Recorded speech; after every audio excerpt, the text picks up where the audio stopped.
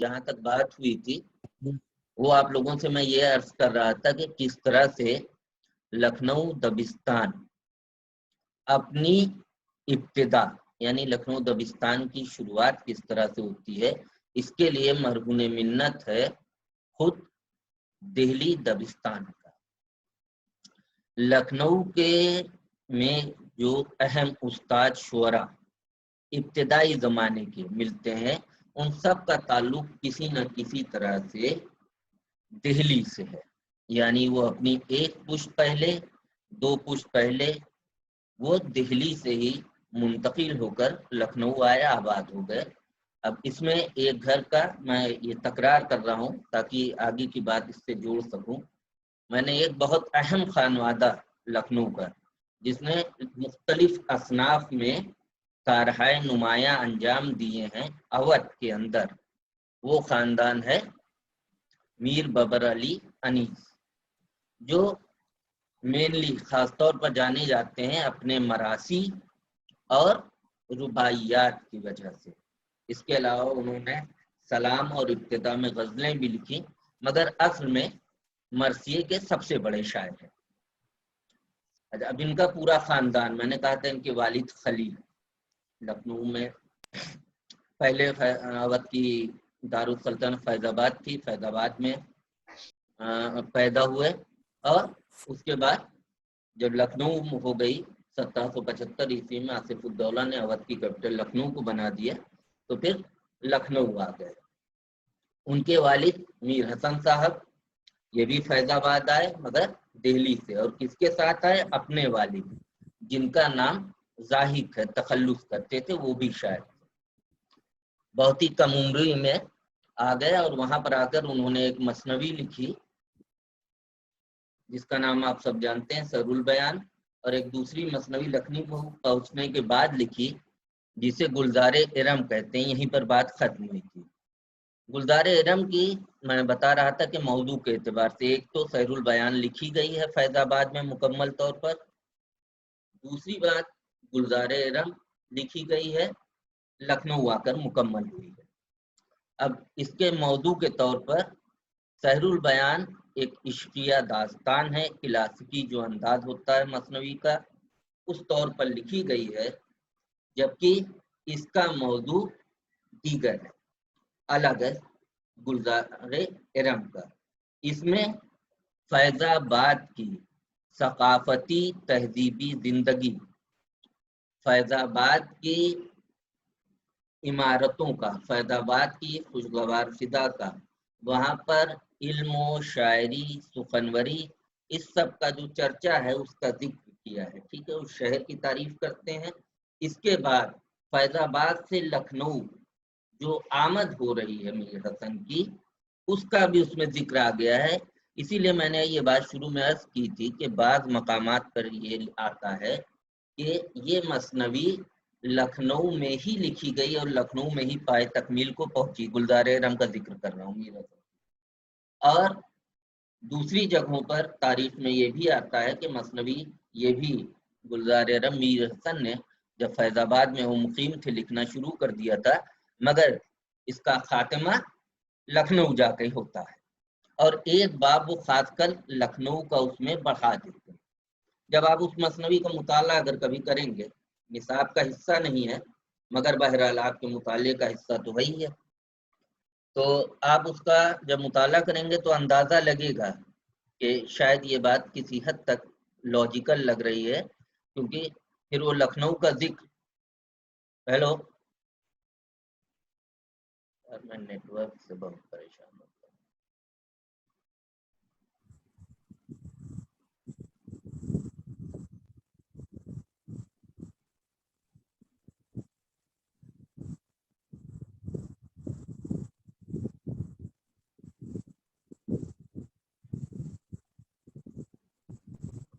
एक तरह से टेक्निकल कुछ प्रॉब्लम आ गई थी।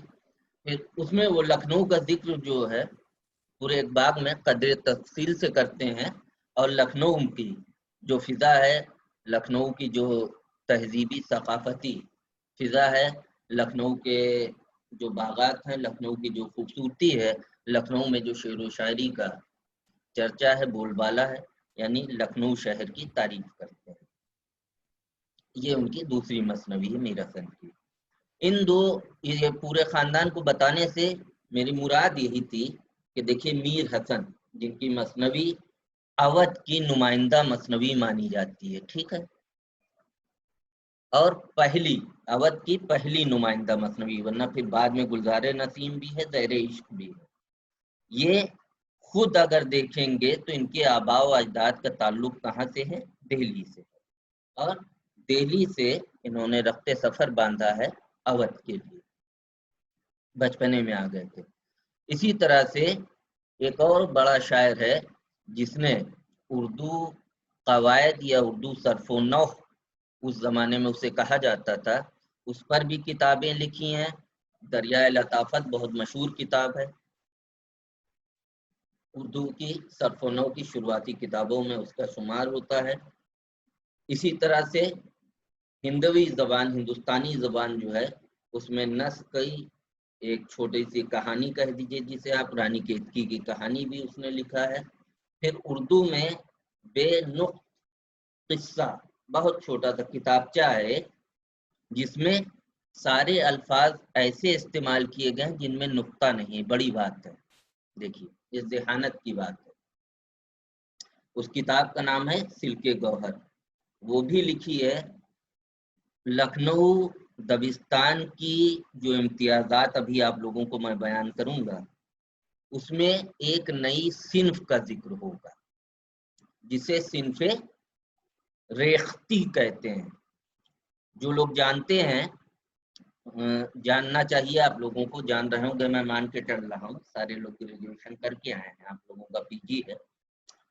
بہرحال جن لوگوں کو معلوم نہیں ہے صرف ان کے لیے یہ بات عرض کر دے رہا ہوں۔ اور ایک بات میں بار بار کرتا ہوں آپ لوگوں سے بارہا، کہ کئی بار مجھے تکرار نہ کرنی پڑے گی، اگر آپ لوگ اس میں یہ کریں کہ جہاں پر آپ کو زحمت آ رہی ہو تو کوئی بھی پوچھ سکتا ہے، اور اس میں کسی طرح کی ہچکچاہٹ دکھانے کی قطعاً کوئی ضرورت نہیں ہے۔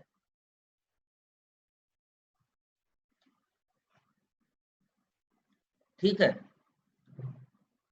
تو میں عرض کر رہا تھا ریختی، یہ رے، یہ خے تے یہ لگے گا، اور ریختہ میں آپ آ کی آواز آخر میں لگاتے ہیں، یعنی تے کے بعد چھوٹی ہے لگا دیتے ہیں۔ تو ریختہ اور ریختی بالکل الگ چیز ہیں۔ ریختہ اردو کا قدیم نام ہے، خصوصاً اردو شاعری کا، یہ بھی جان لیجیے۔ ریختہ کے تمہیں استاد نہیں ہو غالب، کہتے ہیں اگلے زمانے میں کوئی میر بھی تھا، یہاں سے ریختہ اردو شاعری مراد ہے، ریختہ کہا جاتا ہے۔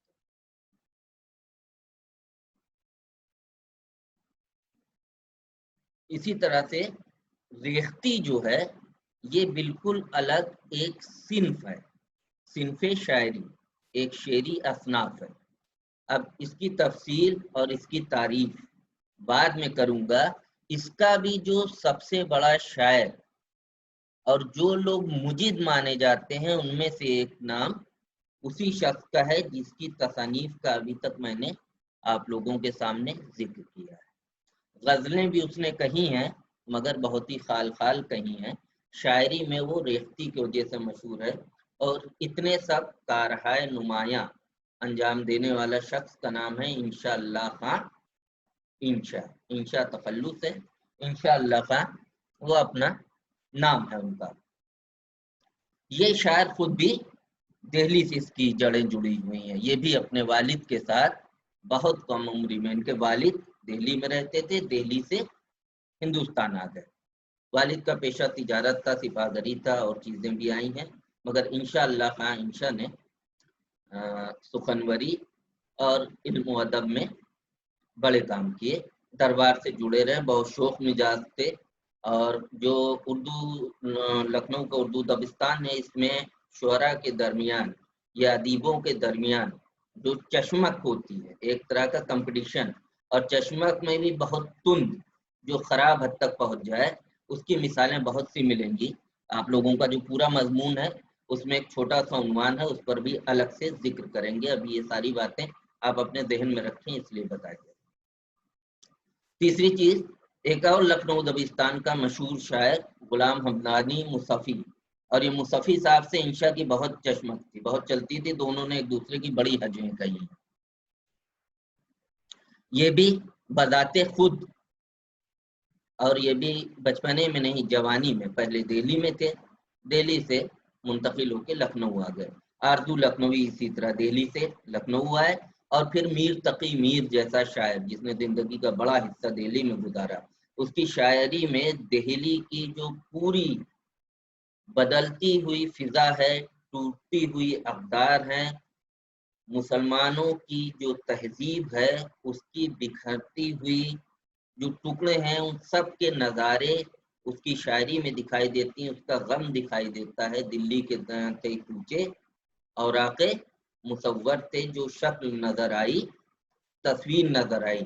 نادر شاہ کے حملے کے بعد کہہ رہا ہے شاید، پوری دلی کے افسوس ہے اس کو اس فضا کا.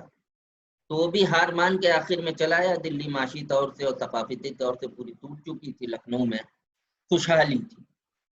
لکھنؤ چلے آئے. لکھنؤ میں بہت کم زندگی کا تقریباً 10 سال گزارا.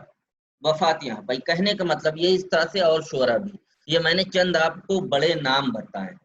اب یہ سوچئے کہ اتنے بڑے بڑے شعرا جہاں پر اکٹھا ہو جائیں. سودا اس میں سے بھول گیا تھا، سودا کو جوڑ لیجیے. قصیدے کا سب سے بڑا شاعر جسے مولانا محمد حسین آزاد نے اپنی کتاب آب حیات میں اردو قصیدے کا نقاش اول کہا ہے. اس میں کوئی شک نہیں ہے. قصیدوں کی تعداد کے لحاظ سے اور قصیدوں میں جو جوش ہوتا ہے، بلند آہنگی ہوتی ہے، جو قصیدے کی جمالیات ہوتی ہیں، اس کے لحاظ سے بھی سودا اردو شاعری کے سب سے بڑے قصیدہ نگار. یہ خود جو ہے میر سے پہلے لکھنؤ آ گئے تھے.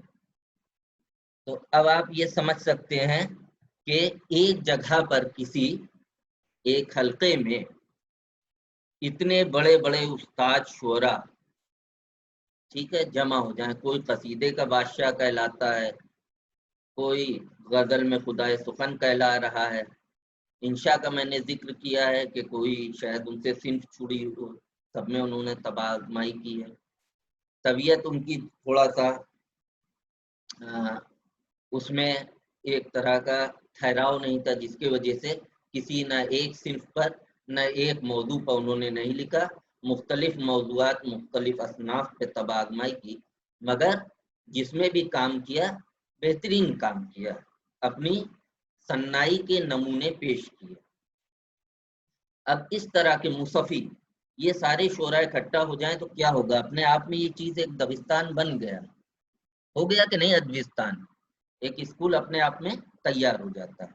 تو ایک چیز تو یہاں پر جو بتانا مقصود تھی، کل بھی اس کو میں نے کہا تھا، گفتگو پوری نہیں ہو پائی تھی، کہ اگر اس لحاظ سے کہا جائے تو یہ بات حقیقت ہے کہ تاریخی طور پر نہ دہلی کی حالت زار ہوتی، یعنی دہلی کی جو علمی، ادبی، سیاسی، معاشی، تہذیبی بساط تھی، جس کا تعلق بالخصوص مسلمانوں سے تھا، نہ وہ پلٹتی، اور نہ لکھنؤ کی یہ نئی علمی اور ادبی بساط اس خوبصورتی کے ساتھ فرش لکھنؤ پر بچ جاتی. ٹھیک ہے، ہوتا لکھنؤ دبستان تب بھی ہوتا، مگر اتنی رونقیں نہ ہوتی جو دکھائی دے رہی. اور وہاں سے شعرا نے رخت سفر کیوں کیا؟ زیادہ تر لوگوں نے، میں نے کہا شاعری وغیرہ بھی اس وقت باقاعدہ ایک پیشہ ہوا کرتی تھی. سودا کا جب آپ کلام پڑھیں گے تو جو اتنا انہوں نے تضحیک روزگار، آپ لوگوں نے سودا کا قصیدہ تو پڑھا ہوگا نا. بی اے جس نے یہاں سے کیا کم تو اس نے تو پڑھائی ہے ہر حال میں. اور ایک نہیں، ایک سے زیادہ انہوں نے تضحیک روزگار، اپنے زمانے کا مضحکہ ہو، سر آواز نہیں آ رہی ہے. اپنے زمانے پر مذاق کرنا، طنز کرنا، جسے کہتے ہیں تضحیک. حجو کا ایک فارم ہے، حجو کرنا، برائی کرنا. تضحیک روزگار زمانے کی جس عہد میں یا جس جگہ پر رہ رہا شاعر، وہاں کی برائی کرے. تو سودا نے ایک سے زیادہ، ایک آپ لوگوں کو بی اے میں پڑھائی گئی ہے، زیادہ تر قصیدے کا پیپر میں نے پڑھایا ہے، یہ سوبان بھائی نے وہ باقاعدہ پڑھایا گیا آپ لوگوں کو. اس میں پوری جو حج ہے وہ دہلی کے اوپر ہے کہ دہلی کی حالت کیا ہو گئی ہے، اور سب سے زیادہ جو پریشانی ہے سودا کو، وہ پریشانی آ رہی ہے کہ دہلی کی معاشی حالت بہت بری ہو گئی ہے۔ اس میں ایک ایک چیز کی انہوں نے مثالیں دی ہیں، نظم کے فارم میں ہے، ظاہر سی بات ہے۔ شہر آشوب سودا نے کہیں لکھی ہیں، شہر آشوب تضحیک روزگار اس کا عنوان ہے، اور اس کی صنف شہر آشوب کہلائے گی، یعنی شہر کی بدحالی پر طنز کیا جائے، افسوس کیا جائے، رویا جائے ایک طرح سے، یہ کہلاتا ہے شہر آشوب۔ تو سب سے زیادہ انہیں پریشانی ہے کہ دہلی میں معاشی خوشحالی نہیں رہی بلکہ بدحالی ہو گئی۔ تو کہتے ہیں کہ جو فوج میں لوگ ہیں ان کو سردار فوجوں میں سپاہیوں کو پیسہ نہیں دے پا رہے ہیں، میں اس کی تلخیص نثر میں بتا دے رہا ہوں۔ دوسری طرف جو ہے، اگر کوئی تجارت کرنا چاہے تو وہ تجارت کر نہیں سکتا ہے، وجہ یہ ہے کہ سامان خریدنے کے لیے اس کے پاس پیسہ نہیں ہے، اور اس کے بعد بھی اگر وہ کسی کو سامان بیچ دیتا ہے، خریدنے والے نہیں اول تو، اور اگر کسی کو بیچ بھی دیتا ہے سامان تو وہ اس سے ادھار کے لیے کہتا ہے، جب وہ تقاضا کرنے جاتا ہے تو اس کو دودھ کاٹتا بھی ہے اور لوٹاتا بھی ہے۔ وہ تمام پریشانیاں جو اب معاشی بدحالی آج بھی، جب معاشی بحران کا دور ہوتا ہے، سیاسی سنکٹ جسے کہتے ہیں، تو یہی سب اکنامک کرائسس کے دور میں ہوتے ہیں۔ اس کے بعد پھر وہ اور چیزوں کا بھی ذکر کرتے ہیں کہ شاعروں کی قدر نہیں ہے، ٹیوٹر مولوی کی قدر نہیں ہے، اس کا بہت مذاق اڑاتے ہیں، وغیرہ وغیرہ۔ اور یہ ایک نہیں، سودا نے 2 نہیں، اس سے زیادہ لکھی صرف دہلی پہ، تو آپ سمجھ لیجیے دہلی سے کتنا پریشان تھے۔ تو اب ایک لکھنؤ ایسی جگہ دکھائی دی کہ جہاں پر مصفی، انشا اور میر حسن وغیرہ پہنچ چکے تھے، تو انہوں نے بھی رفتے سفر باندھا اور فوراً لکھنؤ کی طرف روانہ ہوا۔ کہنے کا مطلب یہ ہے کہ نہ دہلی کی ایسی حالت ہوتی، نہ لکھنؤ کا دبستان اتنا خوبصورت شعری گلدستہ بن کے ہمارے سامنے آ جاتا۔ ٹھیک ہے، ایک بات یہ جو آپ لوگوں سے